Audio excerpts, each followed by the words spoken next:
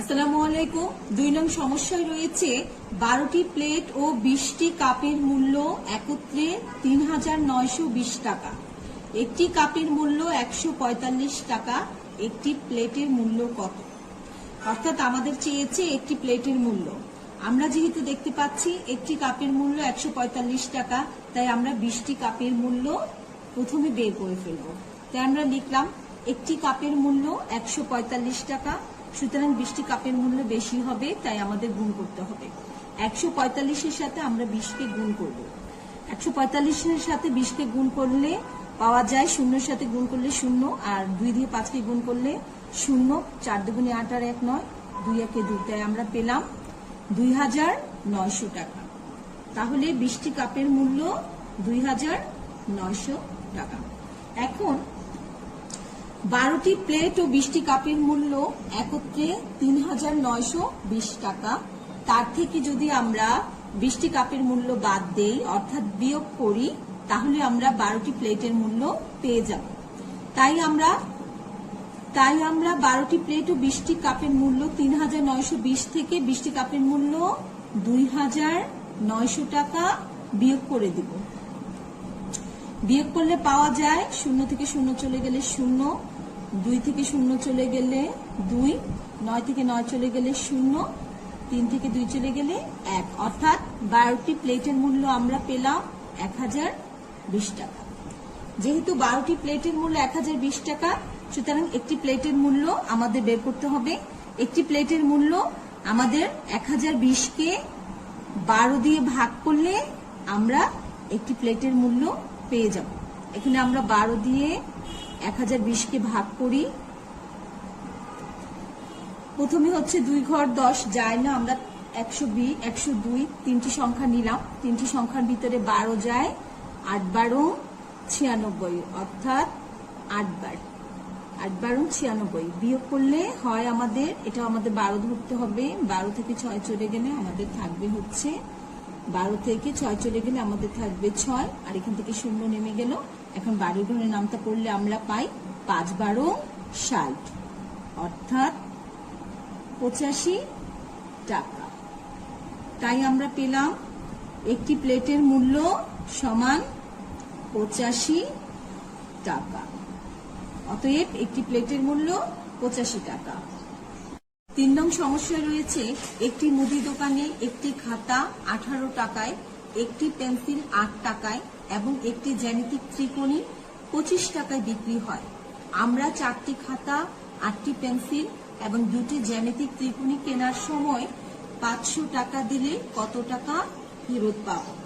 অর্থাৎ আমরা এখানে দেখতে পাচ্ছি যে একটি খাতার মূল্য 18 টাকা, একটি পেন্সিলের মূল্য 8 টাকা এবং একটি জ্যামিতিক ত্রিকোণীর মূল্য 25 টাকা। আমরা কিনেছি 4টি খাতা, 8টি পেন্সিল এবং 2টি জ্যামিতিক ত্রিকোণী। আমরা এই সবগুলো মূল্য একসাথে বের করে যোগ করে যদি আমরা 500 থেকে বিয়োগ দেই, তাহলে বাকি টাকা আমরা ফেরত পাব। তাই আমরা কি করব? এখন আমরা লিখব, যেহেতু একটি খাতার মূল্য 18 টাকা, আমরা কিনেছি 4টি খাতা।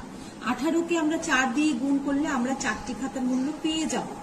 আমরা 18কে 4 দিয়ে গুণ করি, 4 8 32, 4 1 4 আর 3 7। আর আমরা পেন্সিল কিনেছি 8টি। একটি পেন্সিলের মূল্য 8 টাকা, তাহলে 8টি পেন্সিলের মূল্য 8 8 64 টাকা। জ্যামিতিক ত্রিকোণী একটির মূল্য হচ্ছে 25 টাকা, আমরা কিনেছি 2টি, 2টির মূল্য 25 গুণি 50। তাহলে এখন আমরা মোট খাতা কিনলাম 72 টাকার, পেন্সিল কিনলাম 64 টাকার, আর জ্যামিতিক ত্রিকোণী কিনলাম 50 টাকা। অর্থাৎ আমরা মোট কিনলাম 4 আর 2 6, 5 5 আর 6 হচ্ছে 11, 11 আর 7 হচ্ছে 18, অর্থাৎ 186 টাকা। এখন আমরা দোকানদারকে দিয়েছি 500 টাকা, তো 500 টাকা থেকে আমরা যদি 186 টাকা বাদ দেই, তাহলে আমরা বাকি টাকা ফেরত পেয়ে যাব। তাহলে 500 থেকে আমরা 186 বাদ দেই, এই যে 500 টাকা, তার থেকে আমরা 186 টাকা বিয়োগ করব। যেহেতু এককের ঘরে 0 আছে, আমরা দশকের ঘরের থেকে 1 দশক আনবো, দশকের ঘরেও শূন্য রয়েছে, তাই আমরা শতকের ঘরের থেকে 1 শতক আনবো। 1 শতক নিলে এটা হয়ে যাবে 4, এখানে আসবে 10, 10-এর থেকে 1 দশক নিলে এটা হয়ে যাবে 9 এবং এটা হবে 10। 10 থেকে 6 চলে গেলে 4, 9 থেকে 8 চলে গেলে, এখানে আমরা 500 থেকে 186 বিয়োগ দিব। যেহেতু এককের ঘরে শূন্য রয়েছে তাই আমরা 6 বাদ দিতে পারি না, আমরা দশকের ঘরের থেকে 1 দশক ধার নিব। কিন্তু দশকের ঘরেও শূন্য রয়েছে তাই আমরা শতকের ঘর থেকে 1 শতক ধার নিব। 5 শতক থেকে 1 শতক ধার নিলে এখানে হয়ে যাবে 4 শতক। আর দশকের ঘরে 10, 10 থেকে 1 দশক যদি আমরা এককের ঘরকে ধার দেই তাহলে এটা হবে 9। আর এখন 10 থেকে 6 চলে গেলে থাকবে 4, 9 থেকে 8 চলে গেলে থাকবে 1, আর 4 থেকে 1 চলে গেলে থাকবে 3। তাহলে 500 থেকে যদি আমরা 186 বাদ দেই তাহলে আমরা ফেরত পাবো 114 টাকা। অতএব আমরা ফেরত পাবো 314 টাকা। সমস্যায় রয়েছে জাহিদুল হাসান বাজার থেকে 40 কেজি চাল, 265 টাকার সয়াবিন তেল এবং 588 টাকার মাছ কিনলেন। প্রতি কেজি চালের মূল্য 38 টাকা। তিনি দোকানদারকে 3000 টাকা দিলেন। দোকানদার তাকে কত টাকা ফেরত দেবেন? অর্থাৎ আমরা এখানে দেখতে পাচ্ছি যে জাহিদ হাসান চাল কিনেছেন 40 কেজি, প্রতি কেজি চালের মূল্য 38 টাকা। আমাদের প্রথমে বের করতে হবে 40 কেজি চালের মূল্য কত। তাই আমরা প্রথমে লিখব 1 কেজি চালের মূল্য 38 টাকা, সুতরাং 40 কেজি চালের মূল্য বেশি, আমাদের গুণ করে বের করতে হবে। 38-এর সাথে 40 গুণ করবে আমরা 40 কেজি চালের মূল্য বের করব। তো আমরা 38-এর সাথে 40 গুণ করি, শূন্য সাথে যে কোনো সংখ্যা গুণ করলে শূন্য হয়ে যায়। আমরা 4-এর সাথে এবার দশক স্থানীয় সংখ্যা 4-এর সাথে 8কে গুণ করলে পাবো 4 8 32-এর 2, হাতে থাকছে 3, 3 4 12 আর 3 15, অর্থাৎ 1520 টাকা। এখন আমরা চাল, মাছ এবং সয়াবিন তেল একসাথে যোগ করে দিব। আমরা চালের দাম পেয়েছি 1520 টাকা, মাছের দাম হচ্ছে 588 টাকা, সয়াবিন তেলের দাম হচ্ছে 265 টাকা। সবগুলো একত্রে যোগ করে দিব। 0-এর সাথে 8 যোগ করলে 8 হয়, 8-এর সাথে 5 যোগ করলে হয় 13, 13-র 3, হাতে থাকছে 1, 2 আর 1 3, 3 আর 8 হচ্ছে 11, 11 আর 6 হচ্ছে 17-র 7, হাতে থাকছে 1, 5 আর 1 6, 6 আর 5 11, 11 আর 2 13, 13-র 3, হাতে থাকছে 1, 1 আর হাতের 1 2, অর্থাৎ 2373 টাকা। মোট চাল, মাছ ও সয়াবিন তেলের মূল্য হচ্ছে 2373 টাকা। এই টাকা তিনি বাজার করেছেন। এখন আমরা জাহিদ হাসান যে দোকানদারকে 3000 টাকা দিয়েছেন তার থেকে আমরা নিজে বাজার করেছেন 2373 টাকা, সেটা বিয়োগ দিলে বাকি টাকা দোকানদার তাকে ফেরত দেবে। আমরা এখন 3000 থেকে 2373 টাকা বিয়োগ দিব।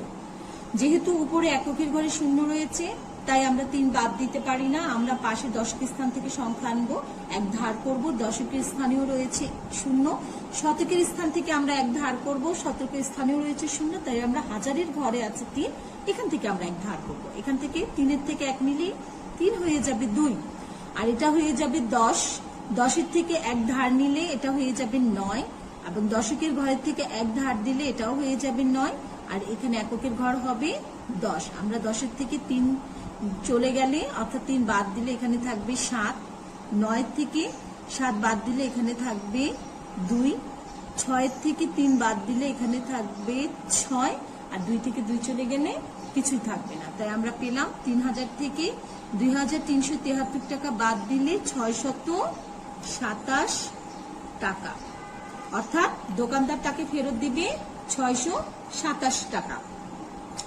এই সমস্যাটা আমরা আরো একটু ছোট করে করতে পারি, অর্থাৎ আমরা এত কিছু না লিখে এটা আমরা মুখে মুখে গাণিতিক পদ্ধতিতেও করে ফেলতে পারি। যেমন আমরা কি করব, দোকানদার তাকে ফেরত দিবেন। উনি যেহেতু 3000 টাকা দোকানদারকে ফেরত দিয়েছেন, এই 3000 টাকা থেকে আমরা চাল, তেল এবং মাছের টাকা বাদ দিলে বাকি টাকা ফেরত দেবে। এক্ষেত্রে আমরা কি করব, আমরা প্রথমে 3000 লিখব যে টাকা দোকানদারকে দিয়েছেন।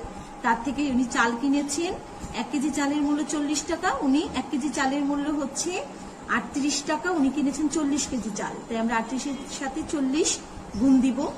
তার সাথে আমরা আবার মাছের দাম ও চালের দাম যোগ করে দিব। তাই আমরা এখানে কি করলাম, 38-এর সাথে 40 গুণ দিয়ে 1520 পেলাম, তার সাথে 265 যোগ করে দিব এবং 588 যোগ করে দিব। তো আমাদের মাছ তেল ও সয়াবিন তেল ও চাল তিনটি যোগ করে দিলে আমাদের আসবে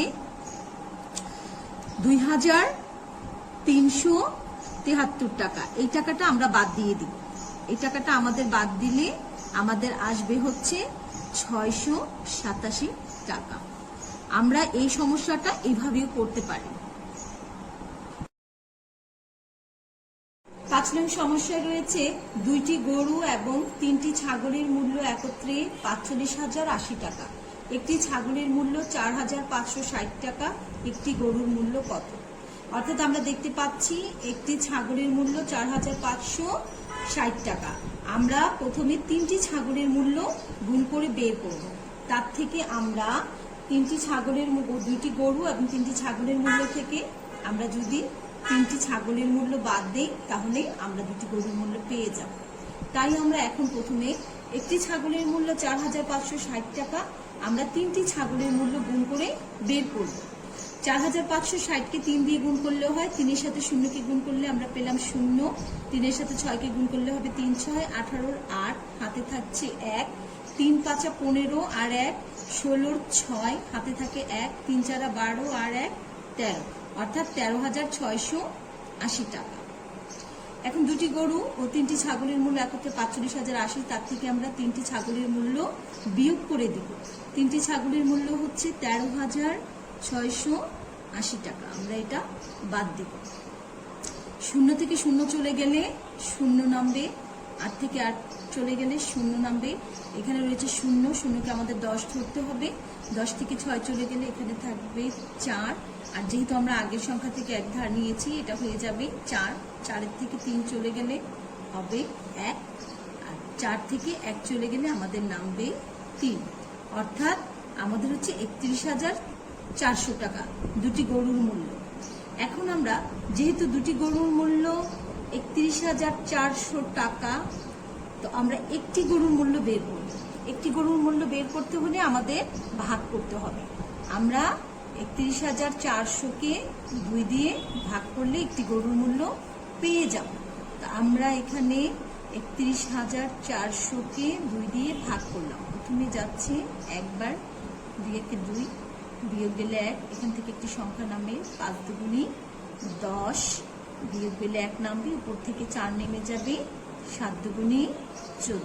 এরপর যেহেতু 0 আমাদের ভাগ যায় না তাই 0 বসবে, এবং আরেকটি সংখ্যা 0 সেটিও ভাগ যায় না, আমরা ভাগ করলে 0 বসিয়ে দেব। তাহলে আমরা পেলাম 15,700 টাকা। অর্থাৎ একটি গরুর মূল্য 15,700 টাকা। 6 নং সমস্যায় আমরা দেখতে পাচ্ছি তারিখ জসিম এবং হালিম একটি ফলের দোকানে গেল। তারা নিচের চিত্র অনুযায়ী 6টি কলা, 3টি কমলা এবং 9টি আম কিনল এবং মোট মূল্য 3 জন সমান ভাগে ভাগ করে দিল। প্রত্যেকে কত টাকা করে দিল? আমরা এখানে দেখতে পাচ্ছি কলার চিত্রে কলার দাম রয়েছে 10 টাকা, তাহলে সে কিনেছে 6টি কলা, 6টি কলার মূল্য 60 টাকা। আর আমের মূল্য রয়েছে 25 টাকা, সে আম কিনেছে 9টি। আর কমলার মূল্য 12 টাকা, কমলা কিনেছে 3টি। তাই আমরা এগুলো সব গুণ করে দিলে মোট মূল্যটা পেয়ে যাব।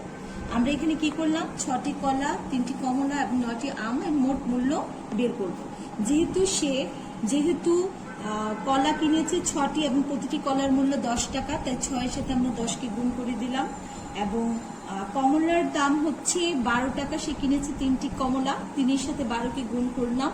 25 টাকা হচ্ছে একটি আমের মূল্য, সে আম কিনেছে 9টি, তাই 25-এর সাথে আমরা 9টি গুণ করে দিলে আমরা মোট দাম পেয়ে যাব। 6-এর সাথে 10কে গুণ করলে হবে 6 × 10 = 60 টাকা। 12-এর সাথে 3কে গুণ করলে হবে 3 × 12 = 36 টাকা। আর এখানে 25-এর সাথে 9কে গুণ করলে হবে 5 × 9 = 45, 5 হাতে থাকবে 4, 9 দুগুণী 18, 19, 20, 21, 22, অর্থাৎ 225 টাকা। এই সবগুলো আমরা যোগ করে দিব। আমরা এখানে 5-এর সাথে এককের ঘরে রয়েছে 5 আর 6 আর 0। 5-এর সাথে 6কে গুণ যোগ করলে হবে 11, 0 তার সাথে 0 যোগ করলে 11-র 1 নামবে, হাতে থাকবে 1। দশকের ঘরে 2, 2-এর সাথে 1 যোগ করলে হবে 2 আর 1 3 আর 3 6, 6 আর 6 12, 12-র 2, হাতে থাকবে 1। এই 1 শতকের ঘরের সাথে যুক্ত হবে। এখানে শতকের ঘরে রয়েছে 2, 2-এর সাথে 1 যোগ করলে হয় 321 টাকা। এই মোট মূল্যকে আমরা 3 জনকে সমান ভাগে ভাগ করে দিব। তাই মোট মূল্য 321, তাকে আমরা যদি 3 দিয়ে ভাগ করি তাহলে আমরা প্রত্যেকের মূল্য পেয়ে যাব। আমরা এখানে 3 দিয়ে ভাগ করলে পাই, প্রথমে আমাদের যাবে একবার 3 একে 3, তারপর আমাদের একটি সংখ্যা নামলো 2, ভাজ্য থেকে নামলো 2। যেহেতু 2 এর মধ্যে 3 ভাগ যায় না, তাই আমরা এখানে একটি 0 বসিয়ে দিলাম। এখন বিয়োগ করলে 2 এবং আমরা আবার ভাজ্যের থেকে একটি সংখ্যা নামালাম, তাহলে হলো 21। এখন যাচ্ছে 7 বার, 3 সাথে 21, অর্থাৎ তাহলে প্রত্যেকে কত? প্রত্যেকে পেল 100, প্রত্যেকে দিল 107 টাকা করে। 7 নং সমস্যায় রয়েছে জালাল সাহেবের মাসিক বেতন 8,765 টাকা। তিনি প্রতি মাসে 3,225 টাকা বাড়ি ভাড়া বাবদ এবং 4,850 টাকা অন্যান্য জিনিস ক্রয়ে খরচ করেন। অবশিষ্ট টাকা তিনি ব্যাংকে জমা করেন। 8 মাসে কত টাকা জমা করেন? আমরা এখানে দেখতে পাচ্ছি যে জালাল সাহেব প্রতি মাসে বাড়ি ভাড়া এবং অন্যান্য জিনিস যাবত খরচ করেন 3,225 টাকা এবং 4,850 টাকা। আমরা এই দুটি যোগ করে দিলে, আমরা যদি এই দুটি যোগ করি তাহলে তার মাসিক মোট খরচটা বের করে ফেলতে পারি। তাই আমরা প্রথমেই বাড়ি ভাড়া এবং অন্যান্য খরচ এটা যোগ করে দিব। এখানে 5-এর সাথে 0 যোগ করলে হবে 5, 5-এর সাথে 2 যোগ করলে হবে 7 এবং শতকের ঘরে রয়েছে 8 2, 8-এর সাথে 2 যোগ করলে হবে 10, 10-এর 0, হাতে থাকবে 1। হাজারের ঘরে রয়েছে 4 আর 3 7 আর হাতের 1 8। তাহলে তার মাসিক বাড়ি ভাড়া এবং অন্যান্য খরচ বাবদ উনি খরচ করেন 8,075 টাকা। এখন আমরা দেখতে পাচ্ছি যে জামাল সাহেবের মাসিক বেতন 8,765 টাকা। তার থেকে যদি আমরা মাসিক খরচটা বাদ দিয়ে দেই তাহলে বাকি টাকা জামাল সাহেব মাসিক জমা করেন। 8,765 থেকে আমরা 8,075 টাকা বিয়োগ করব। 5-এর থেকে 5 চলে গেলে নামবে 0, আর দশকের ঘরে উপরে রয়েছে 6, নিচে রয়েছে 7। আমরা যেহেতু 6 থেকে 7 বিয়োগ দিতে পারি না, তাই আমরা শতকের ঘরের থেকে 1 শতক এনে এই 6টাকে 16 তৈরি করব। 16 থেকে 7 চলে গেলে আমাদের থাকবে 9, 9 থাকবে। আর 7 থেকে যেহেতু 1 নিয়ে নিয়েছি 7 হবে 6, তাই 6 থেকে 0 চলে গেলে 6 নামবে। 8-এর থেকে 8 চলে গেলে কিছুই থাকবে না। তাই আমরা পেলাম যে জামাল সাহেবের মাসিক জমা অর্থাৎ 1 মাসের জমা হচ্ছে 690 টাকা। আমাদের বের করতে হবে 8 মাসের জমা।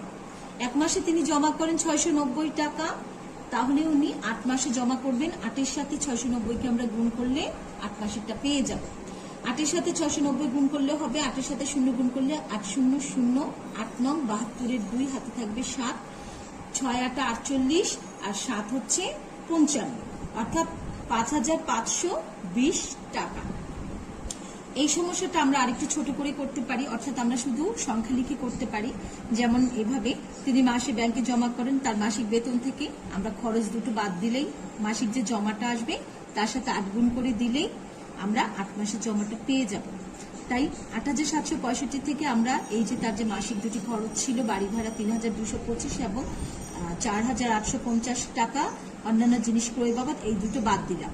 বাদ দিলে আমরা পাচ্ছি 690 টাকা। তার সাথে যদি আমরা 8 মাস অর্থাৎ 8 দিয়ে গুণ দেই তাহলে 5,520 টাকা পাবো। এভাবে আমরা এই সমস্যাটা এভাবেও সমাধান করতে পারি।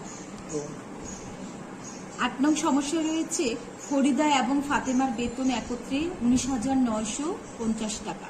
ফরিদা অপেক্ষা ফাতেমার 2,450 টাকা বেশি পায়। ফরিদা এবং ফাতেমার প্রত্যেকের বেতন কত? অর্থাৎ আমরা এখানে দেখতে পাচ্ছি যে ফরিদা এবং ফাতেমা তাদের দুইজনের বেতন হচ্ছে 19,950 টাকা। এখানে ফরিদার থেকে ফাতেমা 2,450 টাকা বেশি পায়। এই 2,450 টাকা যদি আমরা বাদ দিয়ে দেই তাহলে ফরিদা এবং ফাতেমা দুজনের বেতন সমান হয়ে যাবে। অর্থাৎ আমরা যদি এই অতিরিক্ত ২,৪৫০ টাকা মোট ১৯,৯৫০ থেকে বাদ দেই, তাকে অর্ধেক করলে আমরা পেয়ে যাব ফরিদার বেতন। ঠিক আছে, ফাতেমার বেতন পেয়ে যাব।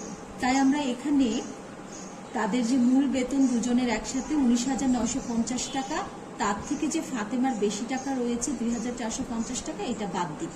বাদ দেওয়ার পর এটাকে আমরা অর্ধেক করব। অর্ধেক করলে আমরা ফরিদার বেতনটা পেয়ে যাব। আমরা ১৯,৯৫০ থেকে ২,৪৫০ বাদ দিব। বাদ দিয়ে আমরা 2 দিয়ে ভাগ করব। ১৯,৯৫০ থেকে ২,৪৫০ বাদ দিলে আমরা পেলাম ১৭,৫০০ টাকা। তাকে যদি আমরা 2 দিয়ে ভাগ দেই তাহলে আমরা পাবো ৮,৭৫০ টাকা। ভাগটি আমি দেখিয়ে দিচ্ছি। এখানে 2 দিয়ে যদি ১৭,৫০০কে ভাগ করি, 8 বার যাবে, 8 দুগুণে 16, 1 নামবে, আর এখানে ভাজ্যের ঘর থেকে 5 নামবে, 15। 15কে 2 দিয়ে ভাগ করলে হবে 7 বার যাবে, 14, আবার 1 নামবে এবং এই ভাজ্যের ঘর থেকে 0 নামবে, অর্থাৎ 10। 2 দিয়ে 10কে ভাগ করলে হবে 5। একটি সংখ্যা রয়েছে 0, ভাজ্যের ঘর থেকে 0 নামবে। 2 যেহেতু 0-এর মধ্যে ভাগ যাচ্ছে না, তাই আমাদের এখানে ভাগফলে একটি 0 নেমে যাবে। তাহলে আমরা পেলাম ফরিদা পাচ্ছে ৮,৭৫০ টাকা। আর ফাতেমা যেহেতু ফরিদা অপেক্ষা ২,৭৫০ টাকা বেশি পায়, তাই আমরা ফরিদার টাকার সাথে অর্থাৎ ফরিদার বেতনের সাথে ২,৪০০ যোগ করলেই ফাতেমার বেতনটা পেয়ে যাব। তাই আমরা যোগ করে দিলাম। এখানে 0-এর সাথে 0 যোগ করলে হবে 0, 5-এর সাথে 5 যোগ করলে হবে 10, 10-এর 0 হাতে নামবে 1, 4-এর সাথে 1 যোগ করলে হবে 5, 5-এর সাথে 7 যোগ করলে হবে 12, 12-র 2 হাতে থাকবে 1, 8 আর 2 হচ্ছে 10, 10 আর হাতের 1 11, অর্থাৎ ফাতেমার বেতন হচ্ছে 11,200।